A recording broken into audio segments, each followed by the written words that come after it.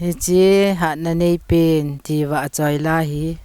ke ma niam ve Haokip min ka hin si ma hin hi chila ka hin sim lona pen hi changlei hobung ong ki phu ro ti la chu chairperson a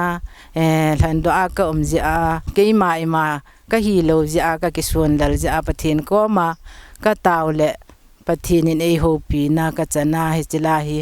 ka hin sim do a he ka ki pa e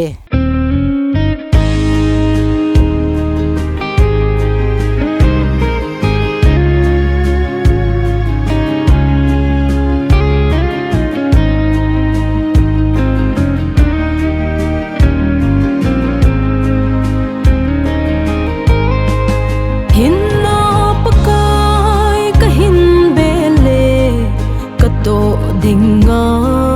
nei gon pi cheng nanna ka to thei na dingin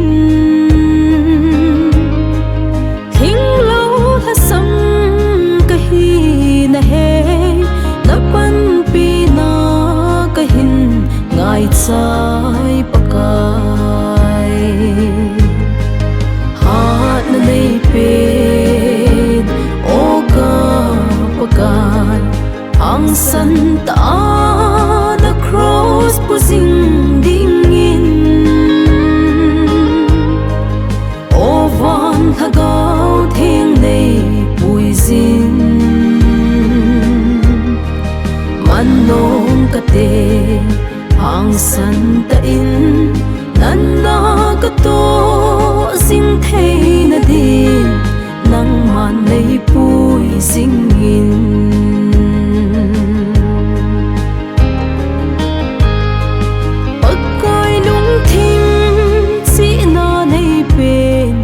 thil het hian na kan nei na di na lengam ma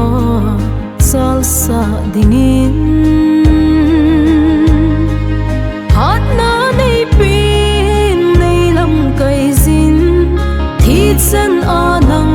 ma zui zin ding ka hi Hatna Neipen ang san ta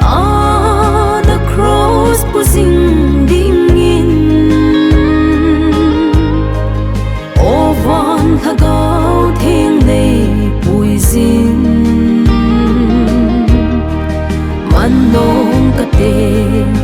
ang san ta in nanna kato sing thei na din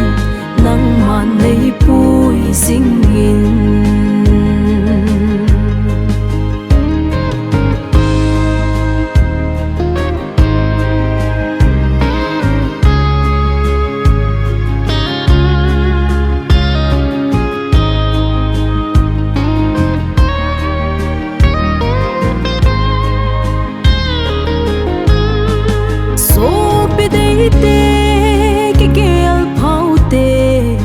pakai na to ding atam me gun su ta in tong tao hite tam lai hin kho chom cha hi thu hat ta in pakai na tong te Hatna Neipen ang san ta na cross pusing dingin ovan hagaw theng nei puisin manong kate ang san ta in nanna kato sing thei na din nang man nei puisingin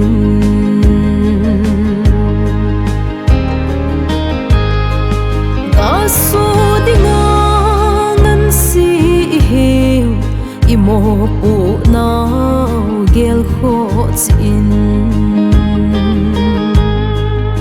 i pakai zin